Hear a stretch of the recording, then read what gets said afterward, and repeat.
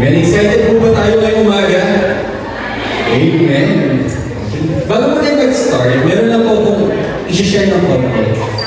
Sa age ko po, habang tumatanda po ako, meron po akong na-realize na ganun pala ka-importante ang rest or yung pahinga. Hindi ko po alam kung sa inyo din, pero sa dami ng mga nangyayari sa atin, actually hindi nga sa isang linggo, sa isang araw, lagi ko pong nilook forward yung rest. And kapag napapagod po tayo, saan po tayo usually, ano po ginagawa natin, or usually ginagawa natin? Siguro pag nag-jobs ka pa, nag-hangout ka sa mga friends mo, mag-ice coffee kayo, o yung iba naman, nag-long drive sa motor, yung iba naman, nag-hike sa mga bundok, nagpupunta sa mga beach, o yung iba, simple lang, papasok po ako sa kwarto ko, natutulog ako. Diba? But Jesus gives us a different invitation. Ang sabi po sa Matthew 11 verse 28, "Come to me, all you who are weary and burdened, and I will give you rest." Notice po na hindi sinabi ng Panginoon na, "Come to this place." Ang sabi po niya is, "Come to me." Lumapit kayo sa akin. That's because the deepest rest we need isn't found in a destination. It is found in His presence. Kapag lumapit po tayo sa Kanya, doon natin mararanasan yung kapayapaan, yung kapahingahan na hindi mabibigay ng mundo. Amen? Ngayon po, ngayong umaga, kung ano man po ang meron tayo, kung pagod po tayo, feeling natin energized tayo, excited tayo, confused tayo, feeling natin uncertain na nangyari, isa lang po gagawin natin. Mananatili po tayo at magpapahinga po tayo sa presensya ng Panginoon ngayong araw na ito, ngayong oras na ito. Amen? Kaya magtumayo po tayo. Ngayon pala po, purihin po natin ating Panginoon. Sambahin po natin siya. Hallelujah, hallelujah, Lord. Ngayong umaga na ito, Panginoon, isa lang ang desire namin, Panginoon, ang manatili sa iyong presensya at sambahin ka, Panginoon. Oo, wala kami ibang iisipin, Panginoon. Wala kami ibang iintindihin, Panginoon, kundi ang makapiling ka lamang, Panginoon. Lord, sa iyo namin pinagkakatiwala, Panginoon, ang aming gawain na ito, Panginoon. Ikaw ang maitaas, ikaw ang mapapurihan, Panginoon. Ikaw, Panginoon, ang will mo, Panginoon, ang mangyayari, Panginoon, sa amin, sa oras na ito, Panginoon. Kasabay nito, Panginoon, katagpuin mo nga po kami, Panginoon. Punuin mo nga po itong lugar na ito, Panginoon, ng iyong presensya, Panginoon. Sasayaw kami, aawit kami, tataas namin aming mga hallelujah para sa nag-iisang pangalan mo lamang, Panginoon. Oh, hallelujah, Jesus, hallelujah. In Jesus' name we pray. Amen. Isa pa po palampakan po natin ang Panginoon. Sama-sama po tayo umawit ang Diyos na hindi nagbabago. Hallelujah. Oh,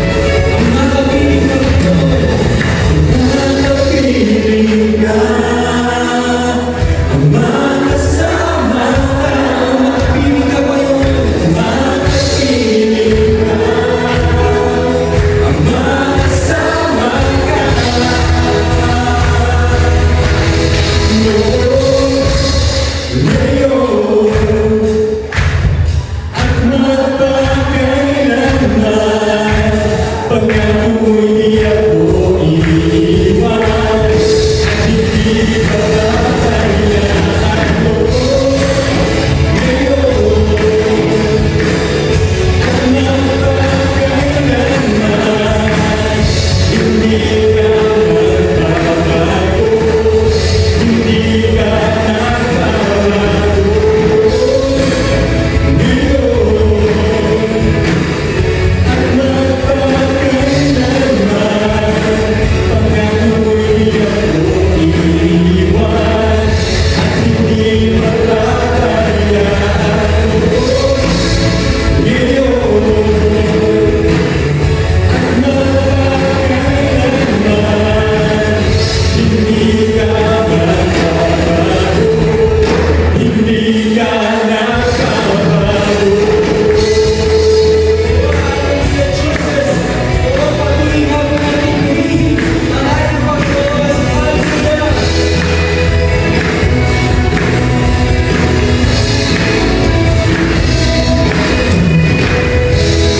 Nais ko'y manatili sa piling mo.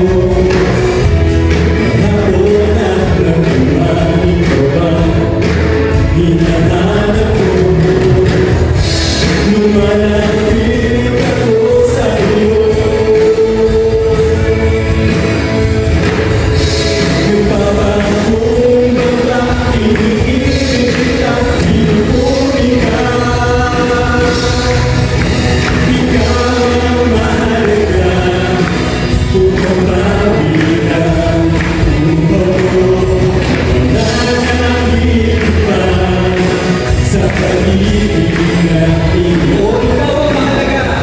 Ikaw ang mahalaga, pumapawi ng buhay. Wala nang iba sa pag-ibig na inaalay ko.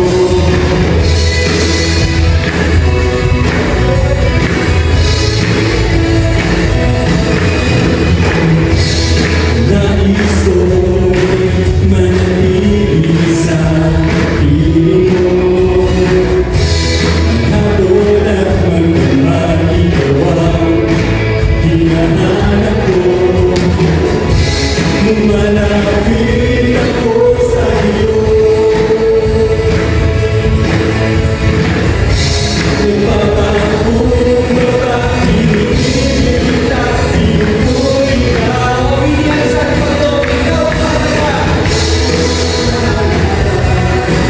Pumapawi ng buhay, hinahangin ka sa pag-ibig na inaalay mo. Ikaw ang mahalaga, pumapawi ng buhay. Wala nang iba sa pag-ibig na inaalay mo. Lumalapit ako sa iyo, nagpapakumbaba, iniibig kita, pinupuri ka. Iniibig kita, pinupuri ka. Ikaw ang mahalaga, bumabawi ng buhay mo. Wala nang iba sa pag-ibig na iniaalay mo. Ikaw ang mahalaga, bumabawi ng buhay mo. Wala nang iba sa pag-ibig na inaalay mo. Ikaw ang mahalaga, bumabawi ng buhay mo. Wala nang iba sa pag-ibig na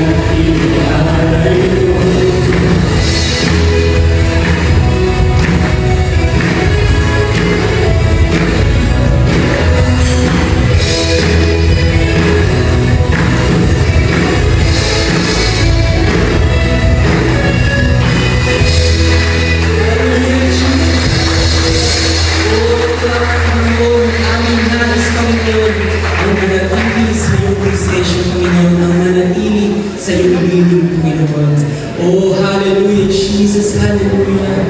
Oh, purihin ka, Panginoon. Purihin ka. Hallelujah, Jesus.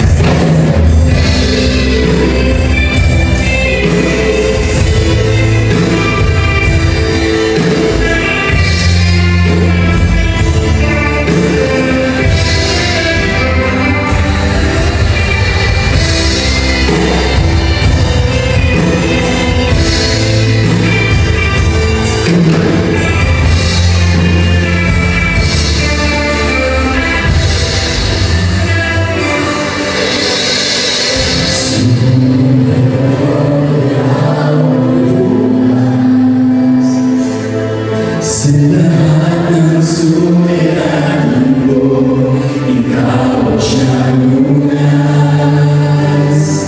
Sa puso ko, ikaw ang nais.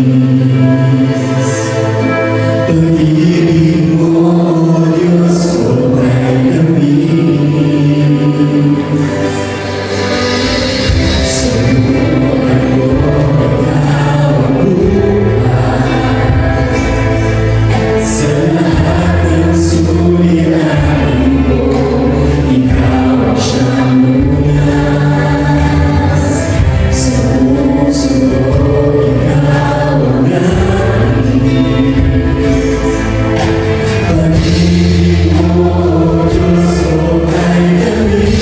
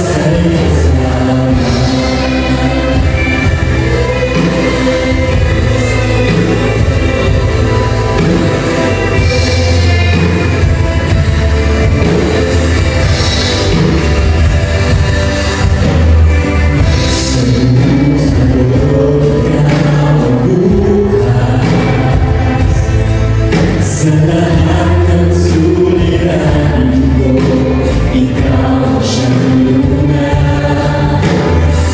Sa puso ko, ikaw ang nais. Pag-ibig mo, O Diyos ko, ay langit. Napakasarap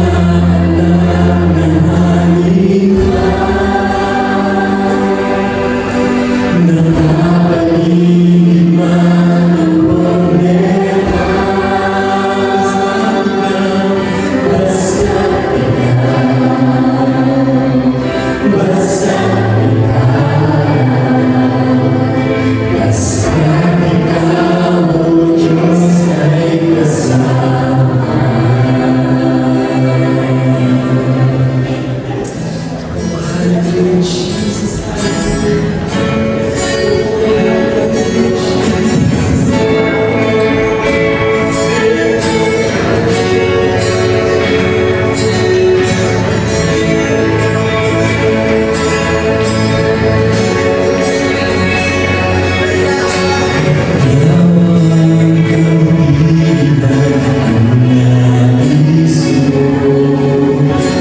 Ibinigay mo buhay na patos ko.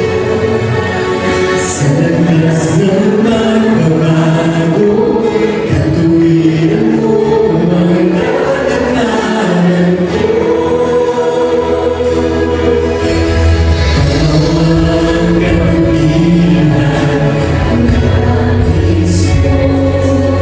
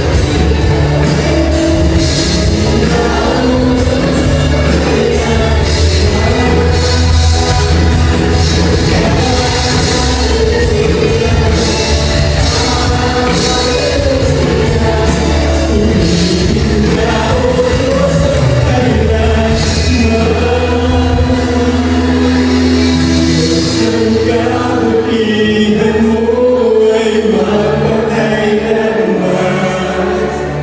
Ikaw ang simula at katapusan. Hindi ka nagmamahal, katapatan mo'y walang hanggan. Kabutihan mo'y mapakailanman. Kabutihan mo ay mapakailanman. Ikaw ang simula at katapusan. Hindi ka nagmamahal, katapatan mo'y walang hanggan. Kabutihan mo'y mapakailanman. Itataas kita, Panginoon, higit ka sa lahat. Ikaw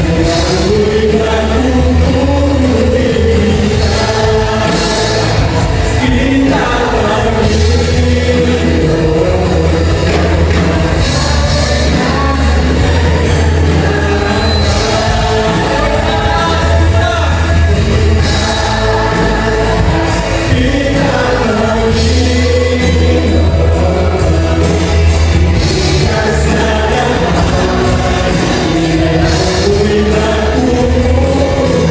Kita,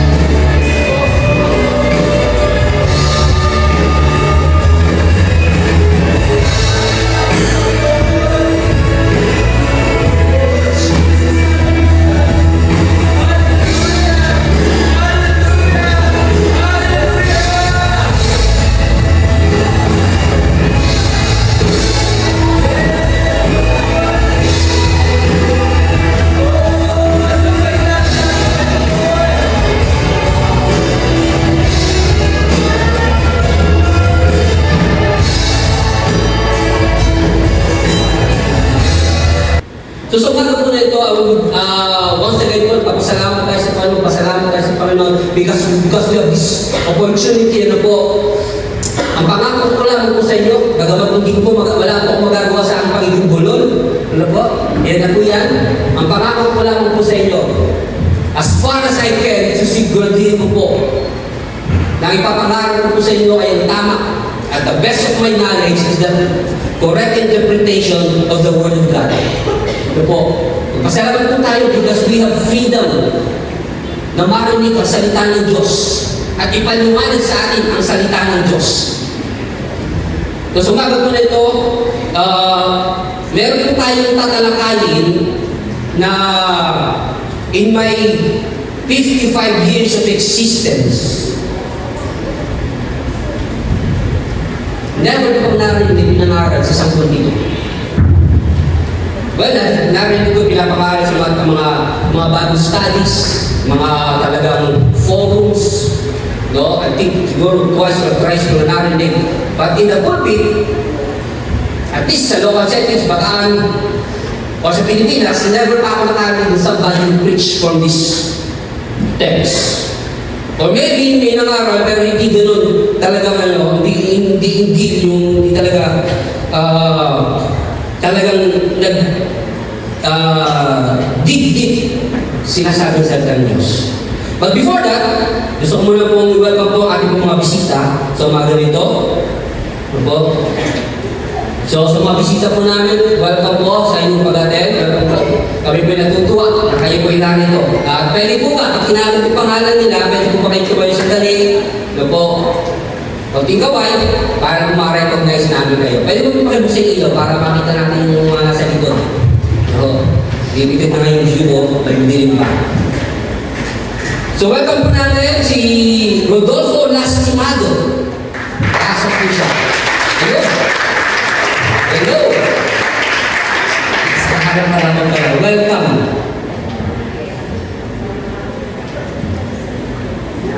Ganyan naman, welcome natin. Oh, praise God. Mukhang isang family ito. Kung doon nagkakamali. At sana tama pagkakasulat na yung unang dalawang pangalan na babanggitin ko ay ang mga magulang. Ano? So, welcome po natin si Francis Reyes. Hello? From Bawa, Orion. At kasama niya rin si Mary Grace Reyes. Hello po. Kasama po nila, mga anak po ba to? Yes po. Miles Dale Reyes. Franz Reyes.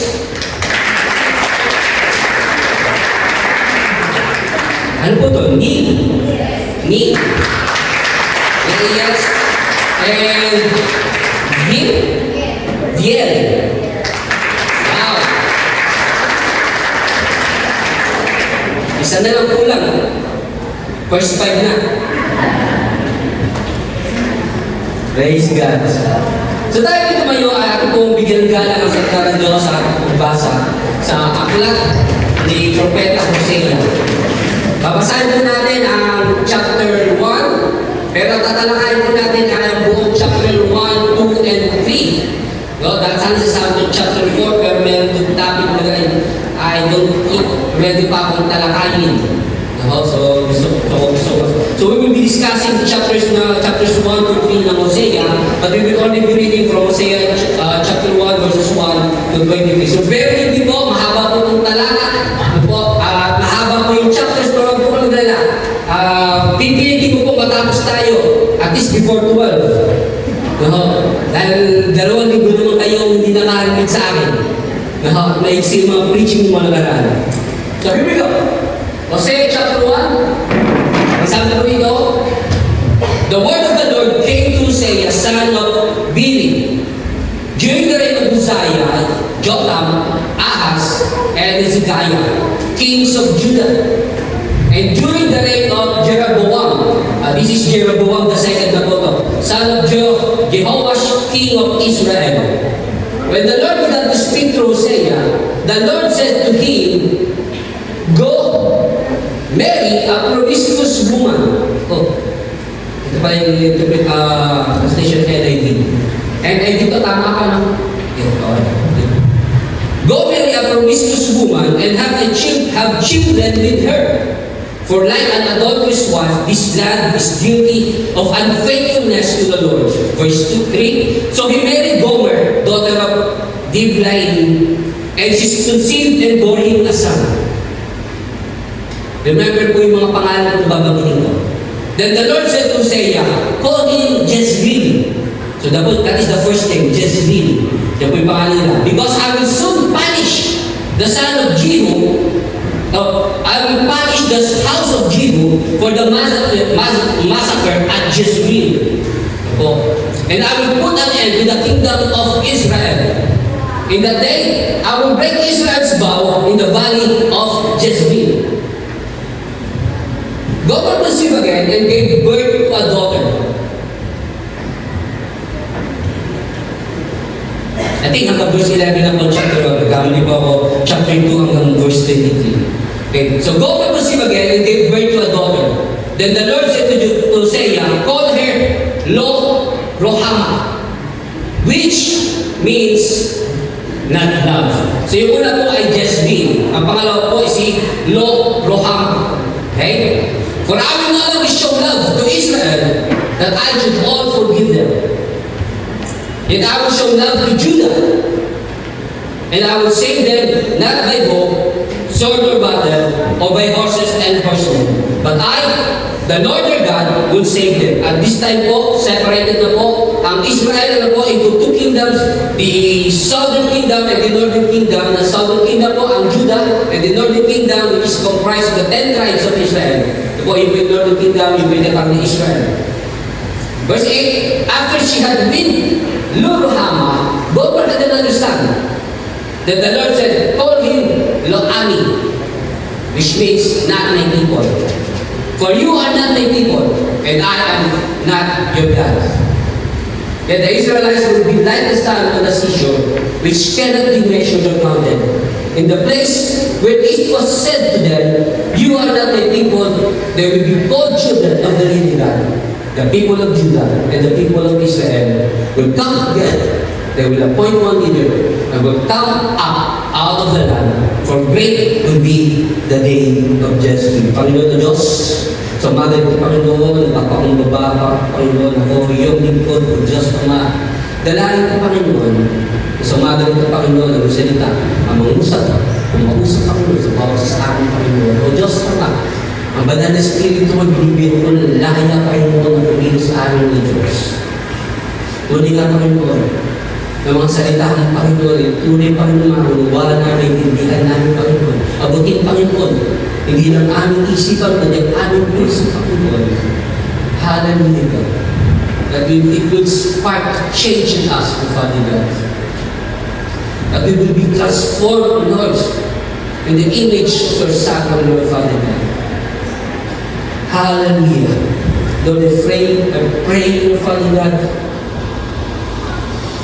for your power, Lord God. Lord Jesus, move, Lord God, among us. Tingin mo, Panginoon. Malaya ka, Panginoon, correct us, rebuke us. O Lord, here we are. Nandito kami, Panginoon. Panginoon, kami ang mga we are your name, Father God, and you are our Father, Lord. Lord, you have the authority, Panginoon, to mold us, to break us and mold us, Father God, so that you can create a masterpiece from our lives, Lord. Hallelujah. Oh Lord Jesus, yes, Lord Father God, let your will be done, let your will be done, let your will be done, Lord Jesus. Hallelujah, Father God, hallelujah, Jesus. At sa kahulihan niyo, Panginoon, ang pangalan mo lamang ang pagpupurihan, ang pangalan mo lamang ang matataas, ang pangalan mo lamang ang magagatilan, ang pangalan mo lamang ang pasasalamatan ng Diyos. Hallelujah. Aming dalangin sa pangalan ni Jesus. Amen.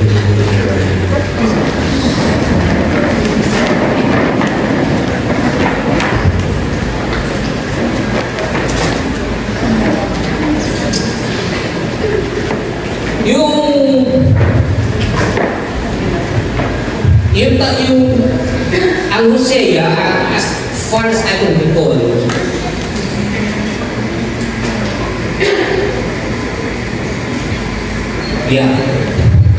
as far as I can recall po, once pa na siya nabasa ng buo. Not because, hindi dahil sa, so pwede mo sabihin na once pa lang nabasa ang Bible ng buong buo, no?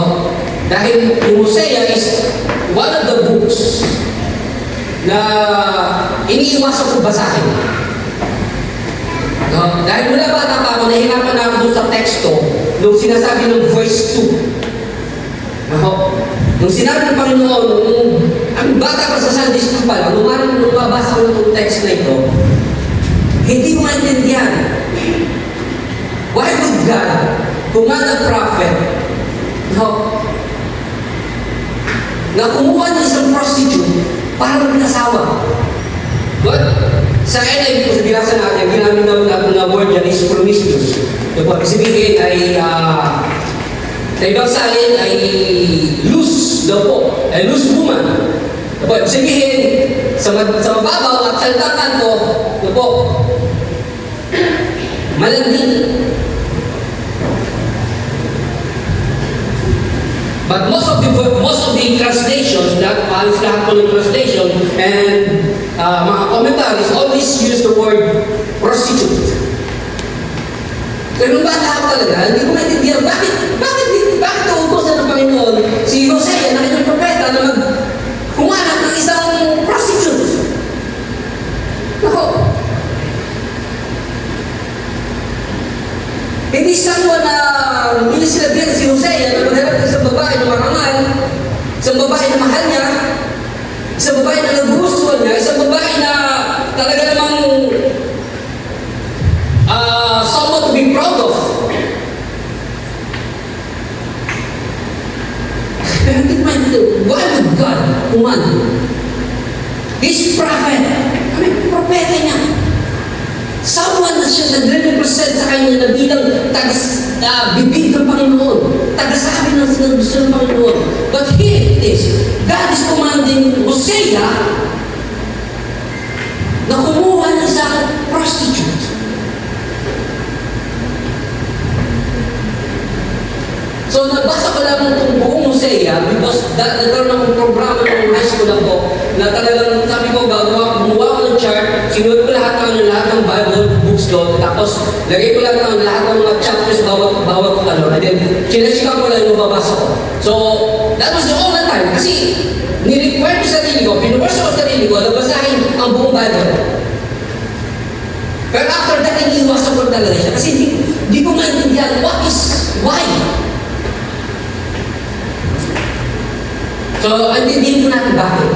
So, sabi ko ng verse 1, the word of the Lord came to Hosea, son of Beeri, during the reigns of Uzziah, Jotham, Ahaz, and Hezekiah, kings of Judah, and during the reign of Jeroboam, son of Joash, the king of Israel. So, yung sinabi ko ako dito, ang hari ko dyan is si Joash, o si Jeroboam. Si Jehoash is yung tatay ni Jeroboam. Sa makita po siya, may dalawang Jeroboam sa Old Testament. Yung paano ng hari ng Israel, si Jeroboam, ano po, na naging kalaban ni Rehoboam, anak ni Solomon. So, si Jeroboam the first, siya po ang nag-introduce ng pagan worship. Ito po, ang Israel, ito po, ang Northern Kingdom, ay nagsimula silang sumamba sa mga Diyos-Diyosan, kay Baal. Ito po i-introduce ni Jeroboam. And then, si Jeroboam the second po, ito po, ang achievement po ni Jeroboam the second ay very interesting, very positive. He is a good king. No. Good king. He is an effective king. No? Hindi ko masabing good king kasi nga po si Jeroboam the second ay kagaya din ni Jeroboam the first na nagpatuloy, hinayaan niya ang bansang Israel na malugmok sa pagsamba sa Diyos-Diyosan. No, hinayaan niya ang Israel, nakalimutan ang Diyos, no, si Yahweh. At hinayaan niya ang buong Israel, na 10 tribes po, nasambahin ang mga Baal at ang mga Diyos-Diyosan sa kanilang paligid. But there's one thing that is remarkable kay Jeroboam the second. Sa time ni Jeroboam the second, ito po yung panahon ng kanilang borders po ng Israel ay lumaki na lumaki. Ito po yung time na muli nilang nasakop yung mga talagang pag-aari nilang lupa. Kung matatanda natin sa time ni Joshua, when they entered the land of Canaan, nung pinasok na ng Canaan, they conquered most of the land. And then later on, unti-unti po wala yung mga land, yung mga mananakot na dumating, nabawi ko ibang ilang mga barangay sa kanila, ibang mga bayan sa kanila. So unti-unti nabawasan yung land area ng Israel. Pero sa pananungkulan ni Jeroboam the second, nabawi nila. Ito po yung mga teritoryo na ito. So it's a good time. And in fact, sa panahon po na ito, ang Israel po, the Northern Kingdom, is prospering. Mayaman po sila during this time. Mayaman ang kanilang agriculture, mayaman ang kanilang paghahayop, ano po. So, prosperous po.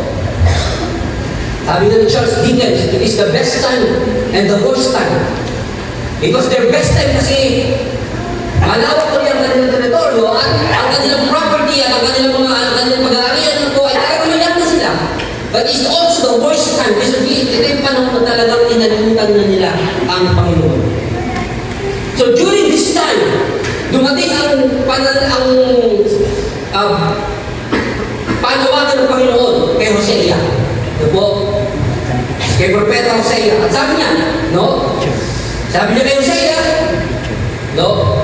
Para sabi niya, verse 2, when the Lord began to speak to Hosea, through Hosea, the Lord said to him, go marry a promiscuous woman or a prostitute and have children with her. Bakit po? Bakit ako ginawa? Bakit? No, nung bata ko, awang-awa ko sa iya. I mean, siyempre, lalo sa panahon noon, na kapanahon na nung kapag mag-asawa ka, ang gusto pa noon ay ang damit ng mga kinakasal, puti. Di po ba? Kaya kasi nga, pure. No? At ang thinking pa during that time, piyahanap ka talagang babae na talagang kaya mong iharap sa altar. Ano ba? Yun ang sinasabi nun, di ba? So, bata ko, yun ang narinig ko, yun narinig sa mga lolo ko, yun narinig sa magkanda, ano, na kapag mag-aasawa ka, dapat talaga yung pwede mong iharap sa altar na pwede mong suot ng puting damit. And then I came to read this. Paano si Hosea? Sabi ng Panginoon, ang hanapin ng babae ay isang prostitute. Hindi na virgin.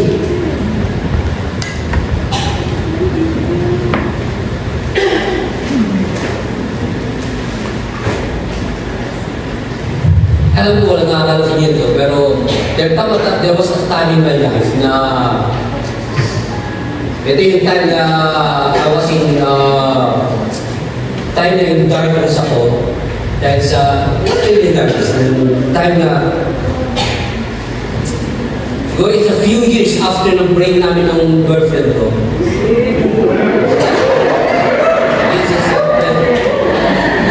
Iwanan natin. Hindi ko tuloy. Right? So, at that time po, meron bigla-bigla na lang na may nag-message sa akin sa Friendster. Hindi ko malaman mo Friendster o MySpace pa. Pero ancient na. So, may nag-message sa akin sa Friendster, hindi ko kilala. And sabi sa akin, binigay daw yung name ko yung mga kaibigan ko. Mga kaibigan ko na sa Amerika. No? So, binuwento niya yung story niya. Siya po ay isang dating kasal. Bata pa, siguro, younger pa sa akin ng mga 5 or 7 years. No? Maganda rin. So, divorce siya kasi yung asawa niya namumubog. So, nakapag-divorce siya. Kaya yung mga kaibigan ko, yung wala ko, anong iniisip, binigay ko yung pangalan ko. And then, kinontak ako. So, tinawag ko ito. Kasi during that time, nung in-approach niya ako ng pagkaibigan, and of course, later on, nagbibilan sa akin ng mga kaibigan ko ba, binigay pangalan, sabi niya, kailangan naghahanap siya ng someone, kasi galing sa divorce, battered woman, battered wife, so naghahanap, so binigay niya yung pangalan. So, at that time, nag-iisip ako. Ito po. Kasi nga, kaya ako nahirapan ako dito sa verse 2 na ito. No? Hindi ko naisip na yung iba yung binibigay ng Panginoon na asawa kay Hosea, isang prostitute. So at that time, nung nagpakilala sa akin itong babae nito, I asked myself, kasi naalala ko yung verse nito. Pumasok sa akin yung verse nito. God commanded Hosea to take a prostitute as a wife. So I asked myself, kung ako, si Propeta Hosea at that time, ang sasabihin ng Panginoon, will I obey her? And then, nung nangyari na po, yung pumuntak sa akin na yun, I asked myself, what will be a prostitute? Pero meron sa akin, at the back of my mind, meron akong kultura na natanong sa akin isipan na ang nakatanim sa akin is, yes, as much as possible, na po, ang gusto kong mapangasawa ay yung ika virgin. Or wala kang naging asawa. So nag-isip po ako nun, will I entertain yung babae? So pinag-isip ako nila, will I entertain yung babae? Kasi divorsyado siya, may asawa na siya. I mean, may dati na siya asawa. And then I came to the conclusion that I can accept that. Kaya ko i-accept. Wala akong pakit, kaya ko kalimutan ang kanyang past. Kaya ko kalimutan na meron na siyang asawa. Pero ang hindi na kami nagkatumuhin, hindi ko i-pursue. Kasi there's ang next line ko, ng questioning ko, ay pagdating naman ko sa akin paniniwala pagdating sa divorce. Gawin pa rin po ang katayuan pagdating sa divorce. Kapag na-divorce po sa tao, I believe na paniwala na nakalagay sa Biblia, hindi pwedeng ikasal nila. Unless unfaithfulness ang reason. So madaling sabi, tinuruan ko lang siya farm field. At kung nag-i-enjoy na siya ng farm field, hindi ko na siya kinipo. Kasi alam ko, pag kinipo ko, alam ko sa papunta kasi yun yung talagang usapan. So, yun po. So, nasabi ko na yung tanong ko nung bata ko, will I obey God kung uutusan ng Panginoon to say, sabihin sa akin ng Panginoon, maghanap ka ng asawa, maghanap ka ng prostitute at pakasalan mo. Doon po sa ating pag-study ko nito, no, yung buong Hosea po, ang promise po ng Hosea, buong aklat po ng Hosea po, is written for Israel. Ito po, written for Israel po yan. Primarily, that is written for Israel. Okay? And most of the Old Testament is primarily written for the Jews. Okay?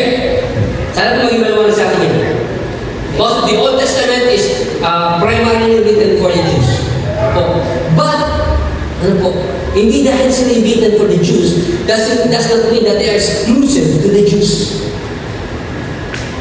Bagamat sila sinulat para sa mga Hudyo, hindi sabihin, para sa kanila na namin po ito.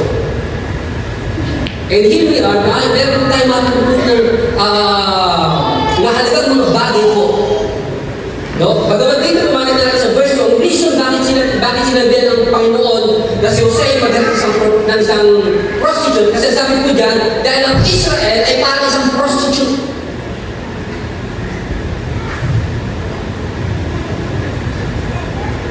At this moment, ang Israel daw po during that time ay parang isang prostitute. Kaya ang sabi ng Panginoon, para maintindihan, maunawaan ng Israel, ang ipinapangarap ko, ang sinasabi ko sa kanila, kumuha ka ng isang babaeng prostitute at pakasalan mo. So most of the things we na-discuss dito is about Israel. So yung mga susunod kong verse dito sa chapter 1, it reflects yung katayuan ng Israel. But, sabi ko sa kanyo,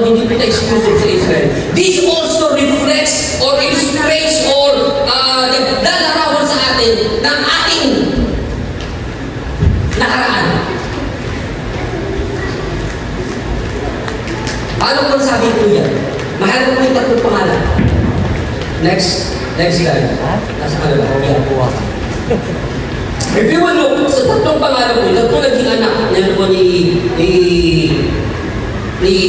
Hosea, ni Gomer po. Ang unang anak, yung pangalan ng lalaki, sabi po pangalan po Jezreel. Ang Jezreel po, ang ibig sabihin po niya, dalawa po yan. Dalawa, interesting po, pag binasa mo yung Hosea, ang Hosea po, si Hosea ay mahilig siya gumamit ng mga play of words. Na po, pag binasa niyo po yung buong Hosea, mahilig siya gumamit ng nilalang yung mga salita na nag-ano siya mga double meaning. Yung Jezreel po, ano po, ay pwede po siya dalawang meaning. Pwede po siya God sows or God scatters. So pwede po rin sabihin ng Jezreel ay itinanim ng Diyos or itinalat ng Diyos or sinabi ng Diyos. Pero dito po, at this moment po, at this instant, verse 3, kung nagkakamali po na yan, nung pinangalan si Jezreel, ang meaning po dyan, sabi po dyan, ano po dyan is scatters. Kasi sabi po dyan, name him, pangalan na siya Jezreel kasi paparusahin na daw yung house of Jeho. So, di na po natin tatalakayin. Marami po tayo hindi tatalakayin ng mga background there po dahil simple tayo sa oras. So, paparusahan daw po yung bahay ng Jeho kasi kung Jeho ay meron sila yung massacre po. Hindi ko natalakayin yung mismong video dyan po. So, pangalanan mo ang Israel ay yung pangalan mo ng Jezreel kasi sa lugar na yan, ikakalat ko, i-scatter ko. Napaparusahan ko yung house of Jeho at ikakalat ko ang Israel. Sabi ng Panginoon, I will scatter yung Israel. So, the first name is Jezreel. Yung pangalawang anak, babae pa naman. Ito po, usually sa atin, gusto pangalan, kahit hindi talagang dinabiyat po. Pag di pa rin papangalan sa anak. No?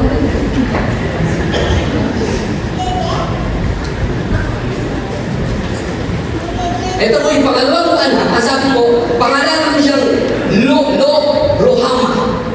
Na ibig sabihin is not love. Kasakit naman pangalan na yun. Siguro yung anak mo, pinangalanan mo, hindi mahal. No, yung mga kabataan mo, yung conflict naman yun. Feeling nila, hindi sila mahal ng mga magulang nila. Pero ito, sa pangalan pa lang, kitang-kita na. Paano ba ako na? Tinanong mo ba? Pangalan mo, Rohama. Not love. And number 3, pangatlo ng anak, ang pangalan is Lo-Ami. Sabihin mo is not my people. Again, siya sabi mo siya, this reflect, nagpapakita po nito sa pamagitan ng mga pangalan ng mga anak na ito po, diba, pinakita po dito ng Panginoon ang kalagayan ng Israel. Una sa pamagitan ni Gomer, pinakita doon na sila yung adulterous. No? Kinalimutan nila ang kanilang Diyos at sila ay sumamba sa mga Diyos-Diyosan. At sa magitan ng mga anak na ito, pinakita ng Diyos, sabi ng Diyos sa kanila, sa Israel, na I will no longer gather you, I will no longer plant you, I will no longer support you, but I will scatter you. Paparusahan ko kayo. Dahil sa inyo pagiging prostitute, paparusahan ko kayo. At kayo, dati mong iniibig, you will no longer be loved. Dahil sa inyo pagiging prostitute. And lastly, ang sasabi ng Panginoon sa Israel, you are no longer my people. Tanda natin sa Genesis chapter 12, ang sabi ng Panginoon, sabi na kay Abraham, umalis ka sa bahay mo na yan, patungo sa lugar na magdadala ko sa iyo, at doon, gagawin ko kayo isang bansa. You will be my people. But right now, at this moment po, sa pagkakataon nito, sa situation nito, ang Israel na kinalikuran nila ang Diyos, ang sabi ng Diyos sa kanila, you are no longer my people. At ito po ang kalagayan natin noon. We are like a Jezreel. Kung di pa natin nakikilala ng Panginoon, we are like Jezreel. Hindi tayong hawak-hawak ng Panginoon. Hindi tayong implant ng Panginoon. We are scattered. Sabog. Ang buhay natin sabog. Bigla sa atin, pag binigyan mo, mukha pa sabog. Hanggang pag-isip, di mo alam, nandito wala. At kung wala tayo pa tayo sa Panginoon, we are not love. Kaya lagi natin tanong, who will love me? Sino umiibig sa akin? Wala na nagmamahal sa akin, wala na umiibig sa akin, wala na nagmamalasakit sa akin. Kaya daming broken relationship sa paligid natin ngayon. Kasi kakahanap ng tao na iibig sa kanila, palipat-lipat, makakakita na sa karelasyon, tapos mag-iwala na bakit? Kasi walang pag-ibig. E di magkahanap man lang ng relationship.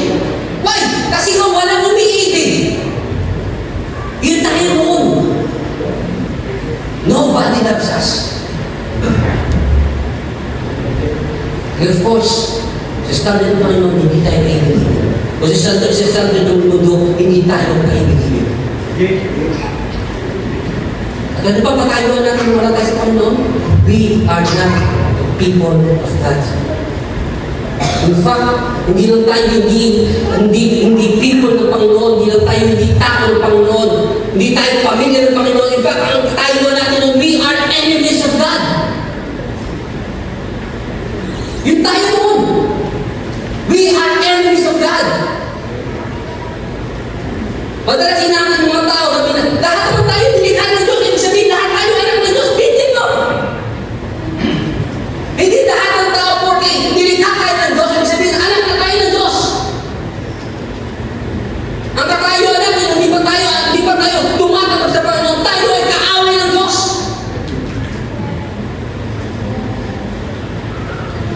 We are destined for hell. Sa impyerno, tumuloy natin noon. Na dapat sana ay nilikha ng Diyos ang impyerno para sa mga demonyo. Pero dahil sa tao, sa pagtalikod ng tao, yun ang magiging natin destinasyon kung di tayo hinarap ng Panginoon. Because we are not His people. Tayo ay kaaway ng Panginoon ang ginagawa natin, yung ayaw ng Diyos. That's why we are enemies of God. Yun po yung katayo natin noon. We are scattered. We are the love and we are not people of God. Hindi tayo anak ng Diyos. Hindi tayo bayan ng Diyos.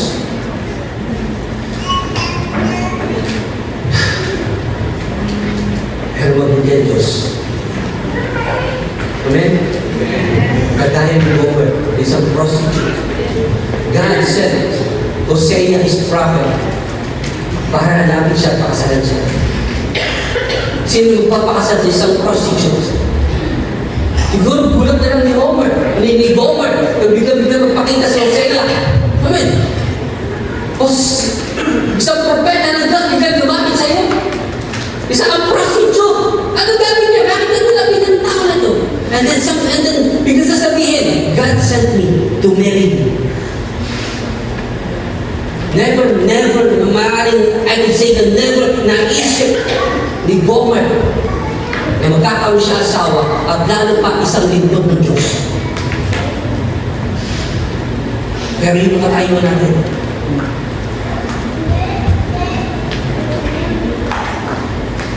Tayo na madumi mo sa madumi dahil sa ating mga kasalanan. God came to seek us.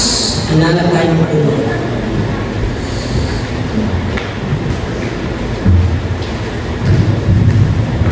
Kadulong nung verse 10, verse 11 na po, sabi ko doon, yung dating started will be gathered. Yung dating not love will be love. Yung dating hindi mo tao will be new people. Ginagawa sa ating Panginoon. Dati sabot tayo pero hindi ko tayo ng Panginoon. Dati hindi tayo kaibig-ibig pero hindi tayo ng Panginoon. Dati hindi kaawin tayo ng Panginoon pero yung ginawa na tayo. Noong sabi ni Jesus, ano hindi lang tayo naging basta people of God. Ano po? Hindi lang tayo naging ang sabi ni Jesus, I don't know what to call these things, but I call you friends.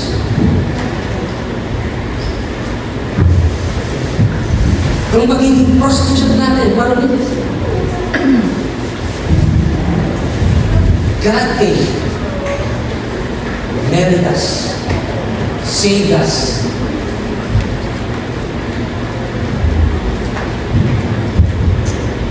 Amen?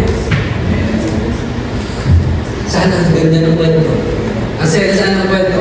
Kung Hosea ay natapos na doon sa chapter 1 lamang, ang saya sana ng kwento. But then we proceed, pagdating natin chapter 2. Pagdating chapter, verse 1, sabi ng verse 1, iwan natin verse 1 to 4, direct na tayo sa verse 5. Sabi po doon, their mother has been unfaithful.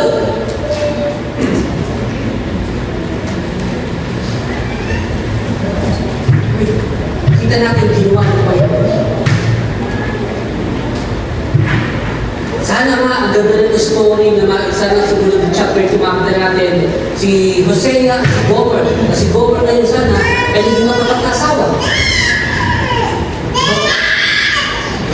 Siya naging katulong sana ni Hosea sa kanyang pag-ministry. Kapag aalis si Hosea para mag-minister, siya yung mag-prepare ng pagkain ni Hosea, ng baka ni Hosea, tapos pagbalik ni Hosea, naghihintay siya, may pagkain na. Si Hosea yung tatatnan. Di ba napagod ang storya? But pagdating natin dito about the chapter 2, verse 5, sabi niya, their mother has been unfaithful and has conceived them in disgrace. Pwede ba natin, verse 5, sabi niya, she said, I will go after my lovers. I will go after my lovers. Ang ganda-ganda nang nangyari sa chapter 1. Prostitute, pinubos ng Diyos, pinakasalanan sa propeta, dahil sa utos ng Diyos. Ang ganda-ganda na, but then, again, pagdating natin chapter 2, verse 5, nakita natin kung sinabi nito. Ang sabi ni Gomer, I will go after my lovers. Hahabulin ko yung mga dati kong mangiibig.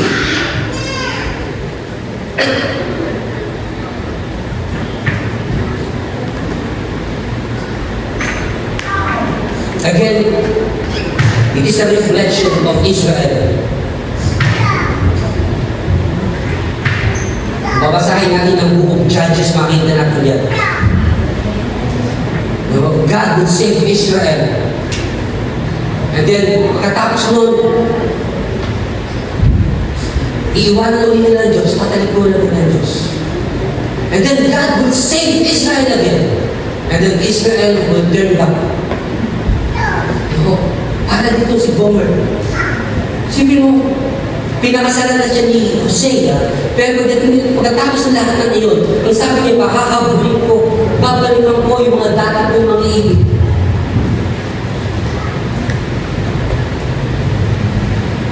Hindi ba yung mas matindi doon? Pakinggan natin kung ano yung reasoning niya. Bakit niya babalikan yung mga ibig dati?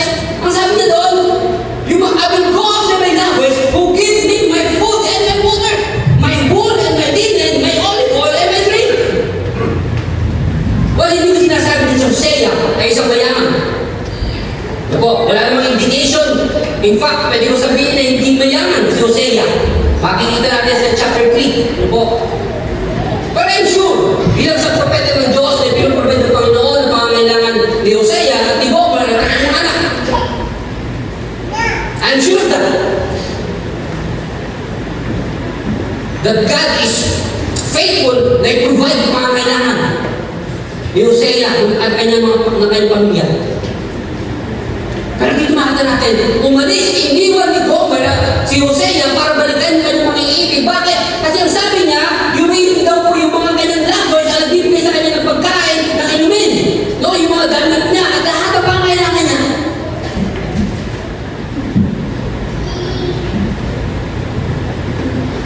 In the same way, that is also ang nangyayari sa Israel. Whenever they have riches, whenever nagmagagapan ang kanilang kalagayan, yung mayaman sila, nag-improve ang kanilang economy, nalilimutan nila na ang Diyos ko nagbigay sa kanila ng lahat ng mga bagay na yun.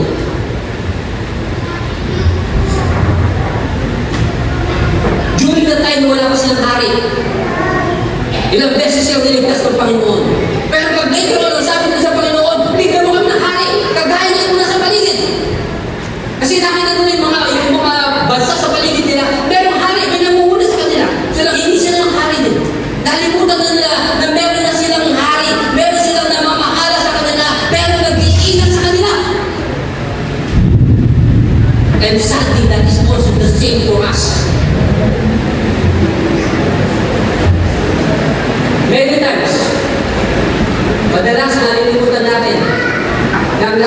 tinatanggap natin, lahat ng may ari-arian tayo, lahat ng nasa atin, mga achievements natin. Nakakalungkot at nalilimutan natin na lahat ng iyan ay galing sa Panginoon.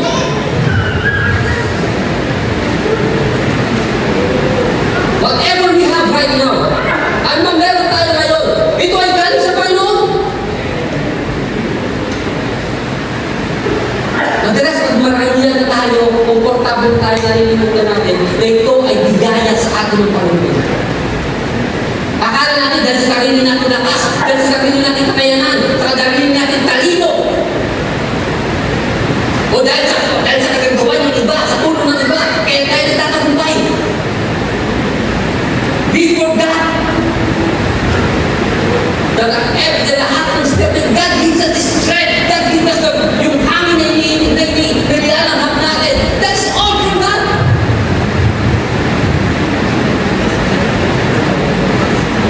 Pagkatapos na ginawa sa atin ng Panginoon, kagaya ni Gomer, nalilimutan natin ang ating Panginoon.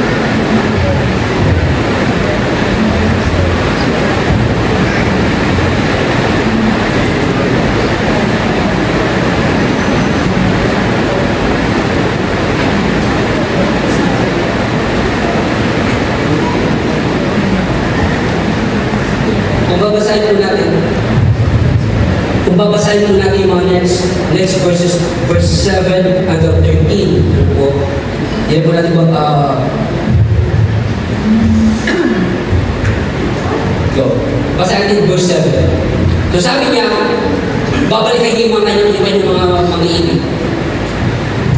So she would chase after her lovers, but not touch them.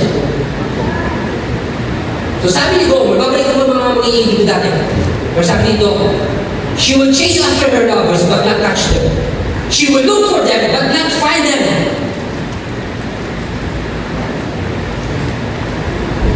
Sige nga po.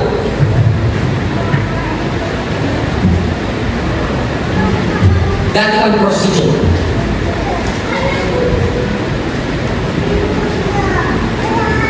Meron yung mga bisaya pinakasalaran. Kasi ngayon, babalikan mo yung mga dati mong customer. Ano sasabihin sa inyo? Palagay mo i-entertain ka ba ng mga customers mo nila? Eh, mas tumandahan na. Laspag ka na. Sino mag-iibig sa kanya? Wala na yung dating beauty, wala na yung dating alundog, wala na yung dating charm niya. No, wala na yung dating glow. Sino na lang nagpapakalong pa?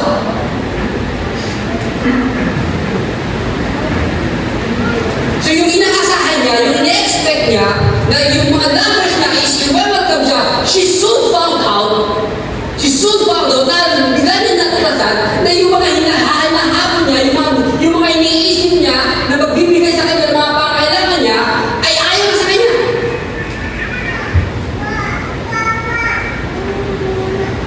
She was hoping na yung mga dati ng parokyano na nagbibigay sa kanya magagandang tip, ay magbibigay pa sa kanya mas magandang tip. Pero doon na ito, nakita niya, ayaw sa kanya ng mga parokyano niya. And then, tigil yun. Biglang pumasok sa isipan niya. Then she will say, I will go back to my husband as at first.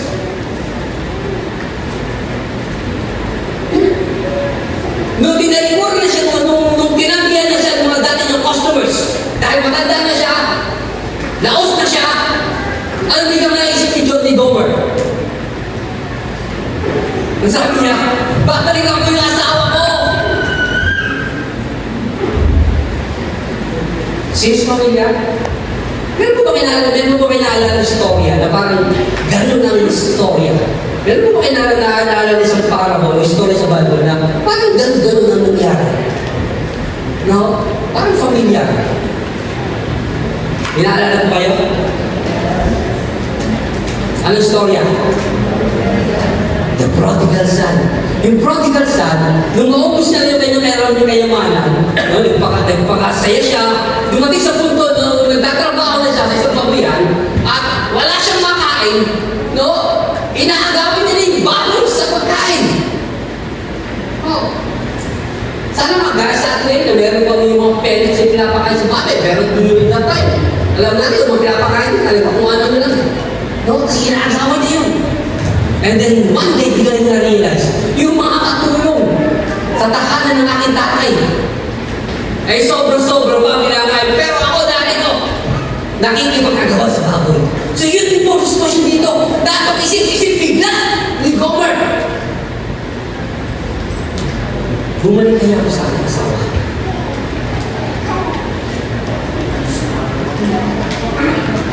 Gustuin mo natin. Okay, maganda. Salamat naman. Nagising si Gomer. Salamat nagising si Gomer. Verse 8 sabi yan, she has not acknowledged that I was the one who gave her the grain, the new one and all. Next, 9. Okay. Ito po, nung sabi niya babalik siya, no? Sinabi niyo sa verse 8 na una sinabi niya yung mga dati yung parokyano, ang bibigay sa kanya, yung mga pangailangan niya. Ang sabi ng Panginoon, nalimutan niya na ako ang nag-provide ng kanyang pangailangan. Verse 10 sabi niya, therefore, sabi ng Panginoon, therefore, I will take away my grain when it ripens, and my new one when it is ready. I will take back my wool and my linen, intended to cover her naked body. So now, I will expose her lewdness before the eyes of her lovers. No one will take her out of my hands. I will stop all her celebrations, her yearly festivals, her new moons, her Sabbaths, and all her appointed festivals. Alam niyo ba ang pinapakita dito? Yes. God gives us second chance, third chance, fourth chance. Pero mabuti pa yun. Always giving us a second, another chance. Pero pinapakita po dito ng Panginoon. There's also a limit. There's also a limit.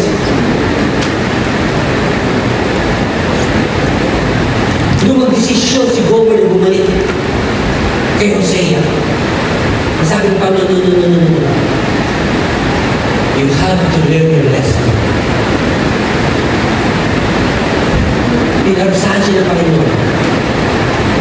No, madalas, we're taking for granted ang binaya ng ating Panginoon. Masyado tayo nakafocus na sinasabi ng awit na, no, His mercies are new every morning. His mercies are new every morning. Masyado tayo nakafocus doon na ang biyaya ng Panginoon ay laging sariwa bawat umaga. Lagi tayo umaasa ng pag-ibig ng Diyos ay walang kapantayan umaakaw ang pag-ibig ng Diyos. Lagi natin pinamahawakan, lagi yung verse na yan, yung mga verses na yan. Pero nalilimutan natin na sinasabi ng Diyos na ang Diyos natin is a God of justice. Is a God of righteousness.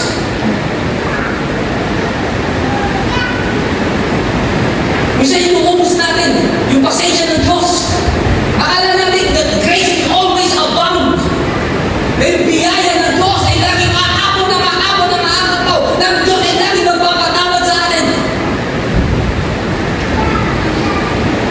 God is a God of justice. Is a God of righteousness.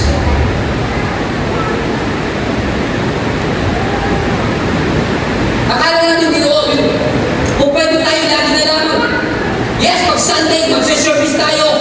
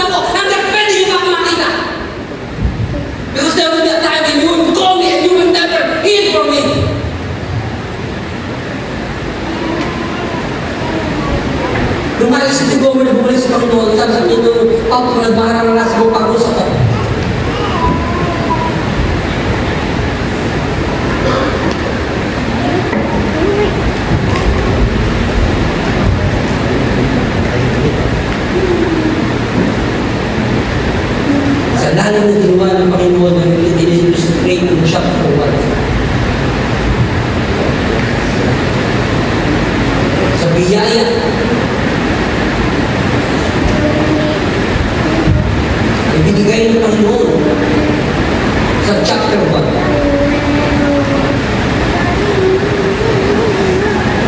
Marami sa atin ang para mga prostitute pa rin, bumabalik doon sa dati nating buhay. Binabalikan natin yung dating gusto ng ating naman.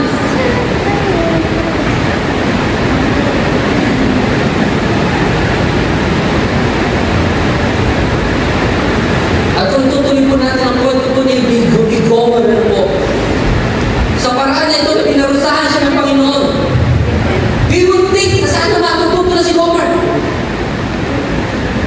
Isipin natin na sana, maybe at this time, matututo na si Gomer. Maalaman niya na nagbibigay sa kanya ng biyaya ay ang Diyos. Hindi yung mga lovers na. Maalaman niya na lahat ng nasa kanya ay galing sa Diyos.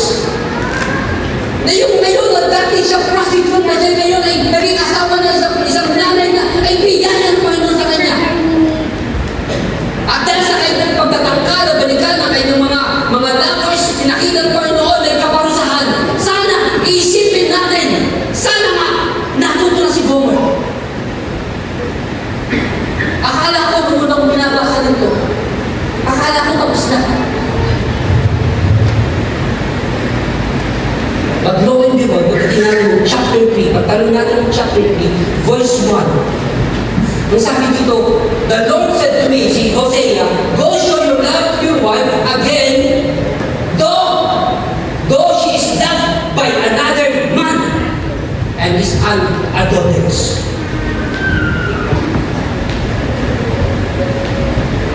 Iisipin natin saan natuto na si Gomer. But no! Yung chapter 5 natin dito, bumalik na naman si Gomer. At ngayon po, mas malala pa. Kasi pagdating ng verse 2 niya, nung po makikita natin sa verse 2, siya po ay binili sa isang auction. Binili sa isang auction.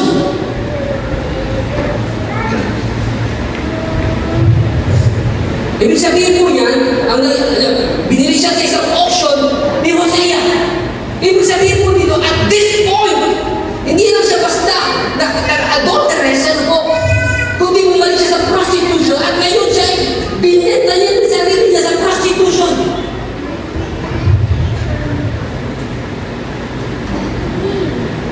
Akala natin matutunan ko na siya. But here natin, lalo pang lumala ang sitwasyon ni Gomer. Lalo niya pang binuo na sarili niya. Dati nagkaharap na siya mga dati ng customer na napapatuloy sa kanya. Pero ngayon, talaga binenta niya ang sarili niya sa prostitution. Marami sa atin ganun po sitwasyon.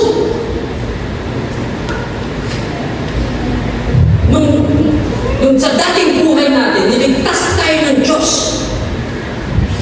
Pero marami sa atin, bumalik doon sa dati nating sitwasyon. At marami sa atin, mas matindi pa ngayon, mas masahol pa ang sitwasyon kaysa noon.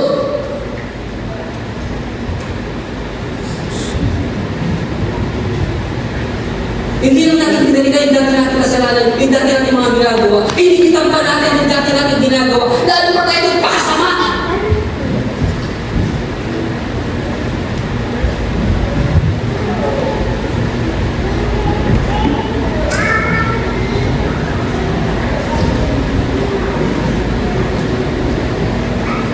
Inibigil ako ng pagpanggit ng mga bagay. Kaya ang hindi di-discuss yung chapter 4 dahil ayaw mong panggitin yung mga specific things. Pero ang ibatid ko na naunawaan ninyo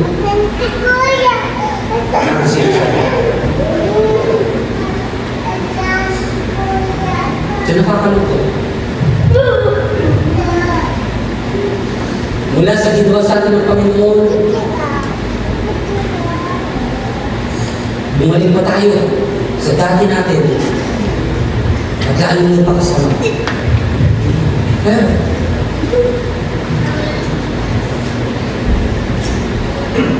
Ito yung mabigat dito sa aklat na ito. Balikan natin yung chapter 2, verse 14. Sige, balik mo sa chapter 2, verse 14.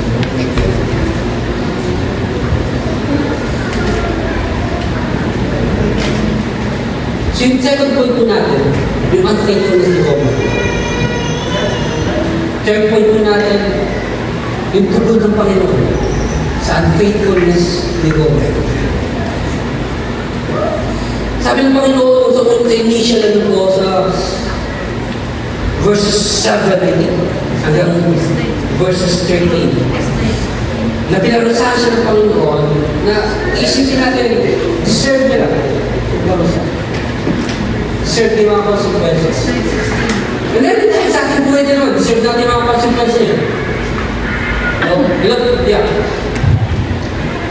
Pagkitin lang din, hindi dahil sa kapag may ginawa tayo, hindi dahil sa pinatawag din Panginoon, hindi yung consequence natin. Consequence na ginawa natin, may mapapaliwala natin. Many times we have to pay for that. So dito po, inaisip natin dito, verse 7 hanggang verse 13, inaisip natin na talagang maiisipin natin.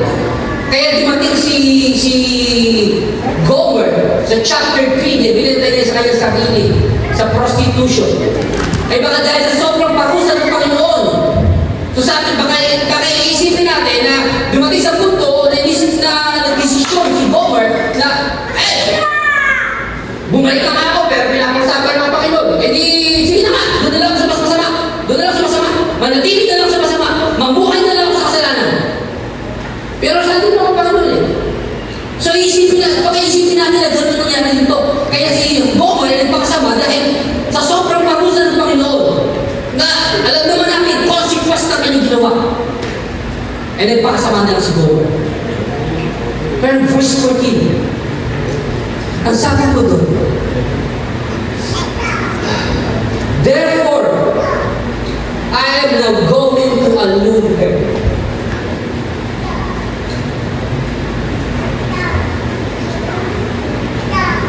Note the key words. I will allude her.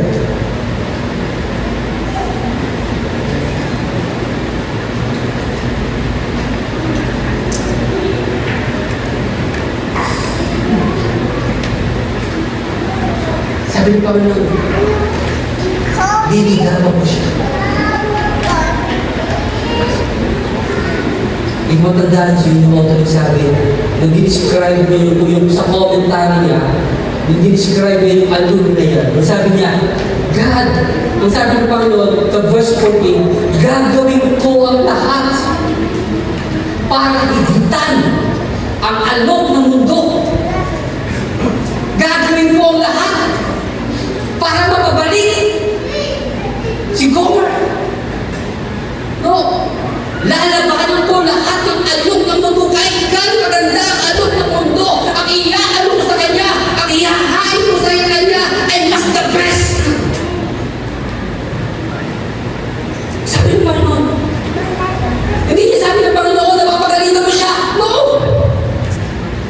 Pagkatapos ng parusahan ng Panginoon, si Gomer, ano po, isipin natin na sesar mo na Panginoon papagalitan, patuloy na paparusahan si Gomer. No!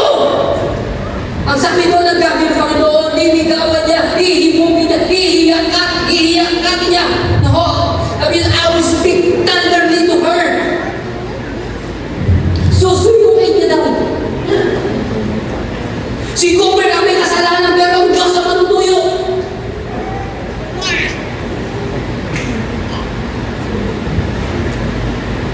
Ganun ka buta pa rin sa atin.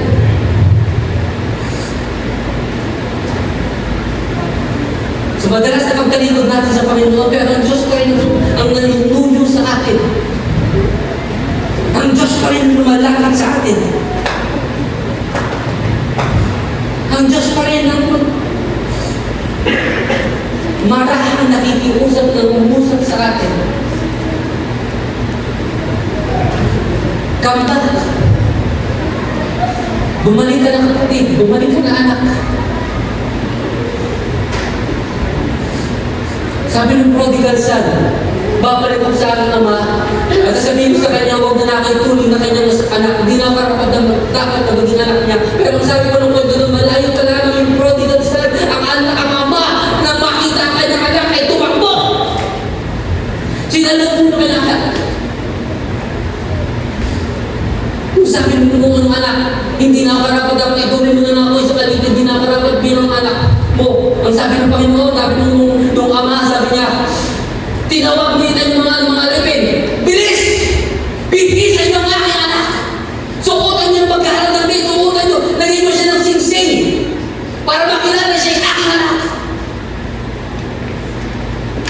In spite ng ating pagtalino, ang Panginoon pa rin ang nanunuyo sa atin.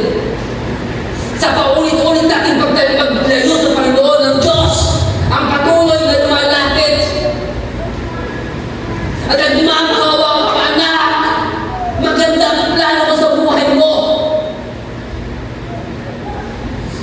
Panghabang buhay ang plano ko sa buhay mo, anak. Lulukuhin ka lang ng mundo, pero anak, ang binibigay ko sa iyo, buhay na walang hanggan, buhay na sa gana. Ang Diyos ang nanunuyo sa akin.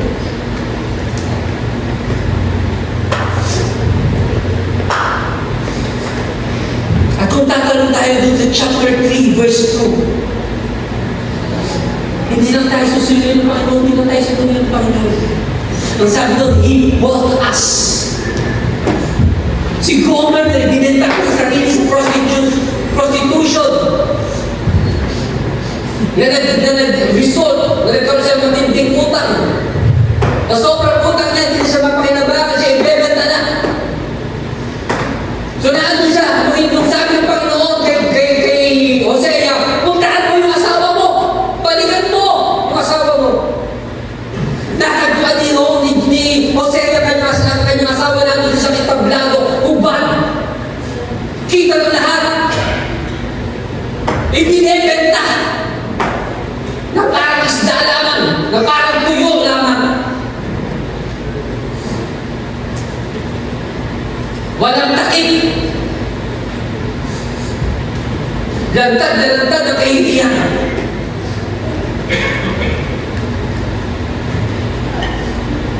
Anong ginawa ni Hosea? Nakipag-bid siya.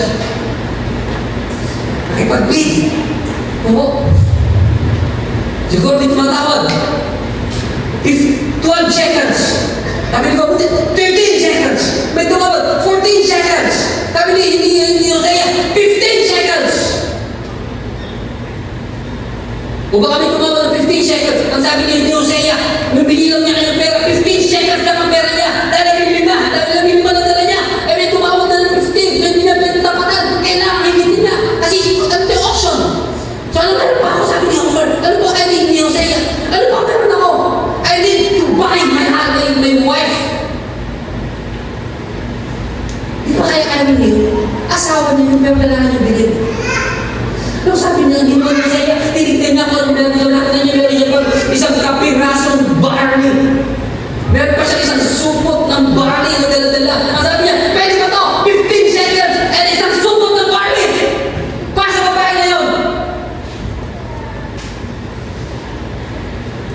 Yung Solomon, nabili niya yung kanyang asawa na binenta ang sarili niya sa prostitution. Binili niya for 15 shekels sa lahat ng kanyang pera na dala na meron siya. Pagpatingin niya yung pera, pati pag-aaral niya, binigay niya na para lang mabili. So he can buy back his wife. Higit pa doon, ginamit ng Panginoon ang pamilya sa atin. Not 15 shekels. Not gold.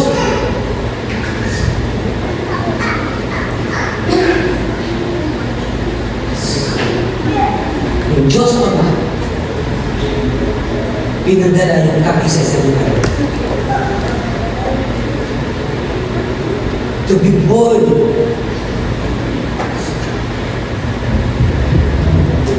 Bilang isang simpleng tao. And then to die on the cross. Binili tayo ng Panginoon sa pagitan ng buhay ni Kristo.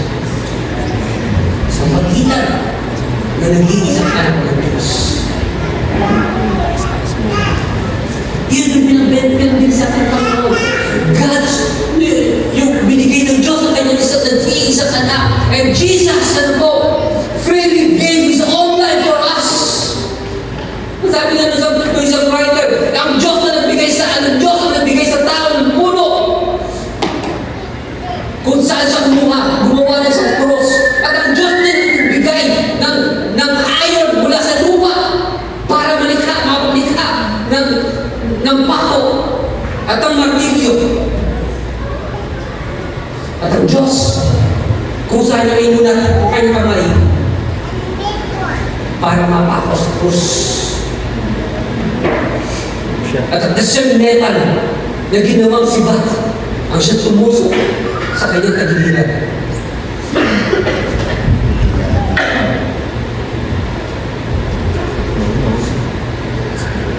Yun po pinabili sa akin ng Panginoon.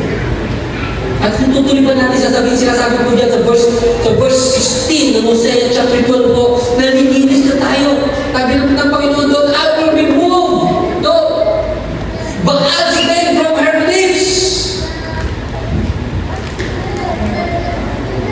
Ang Diyos ang nililinis sa atin.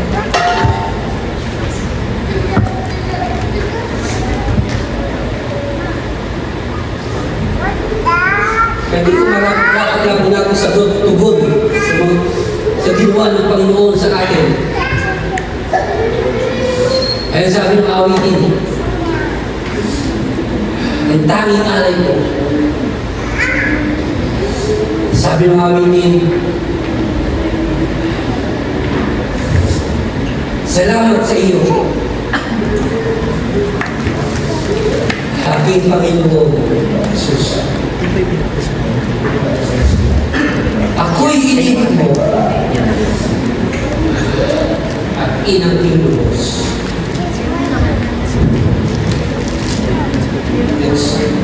Ang tanging alay ko sa iyo, Panginoon, ay buong buhay ko, puso at kaluluwa. Hindi makaya ng makapagkaloob, mamahaling hiyas, ni gintong niloko. Ito lang aking dalangin, o Diyos ay tanggapin. Tanging alay ko, gawa ay gamitin. Ito lang Jesus, wala nang iba.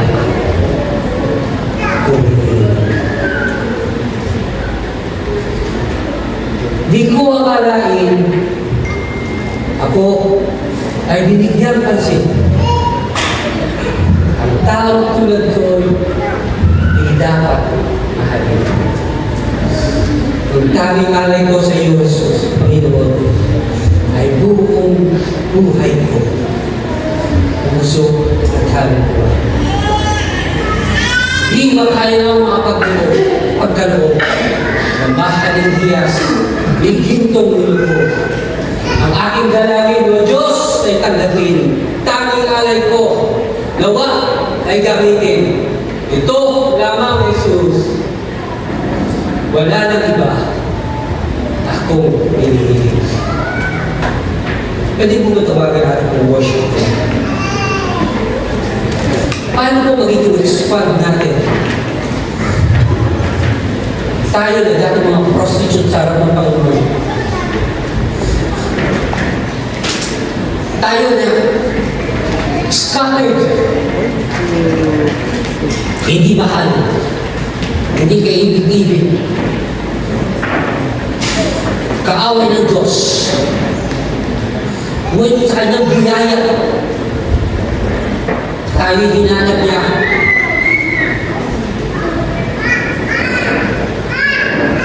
Ginawa niya tayo kanya. Inibig niya tayo. Ginawa niya tayo.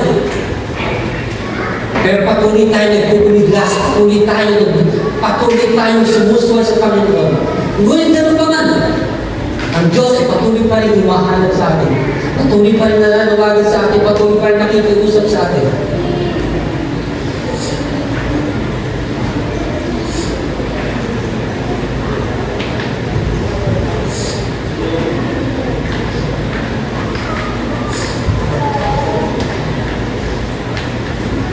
In the end,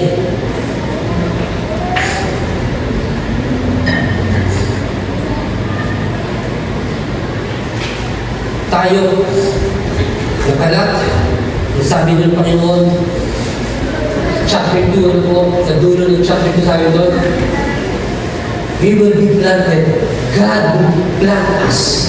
Ang Diyos ang magtatanim sa atin. Ang Diyos ang magpupula sa atin. No? Ang Diyos, no po, itatanim na tayo, papatubuhay na tayo. Ang Diyos ang patuloy na iibig sa atin. Patuloy tayo tatawagin ng Panginoon. Bilang His people, tayo ay kaibigan niya. Tayo ay kanyang mga anak. Pwede po ba tayo tumayo? Alam ko marami sa atin yung pagtanging araw ito. Pero sa hapon sa mga tuloy ito, kakatayin natin yung mas familiar sa ating mga kanta. Dakilang pag-ibig.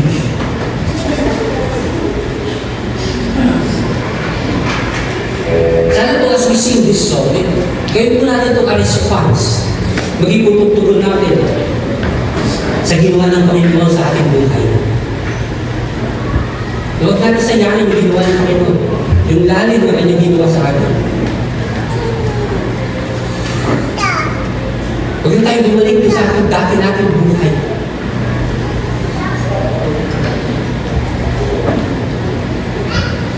Siya lang naninini sa ating natin Panginoon. Ang ating buhay. Hallelujah, Jesus. Hallelujah, Jesus.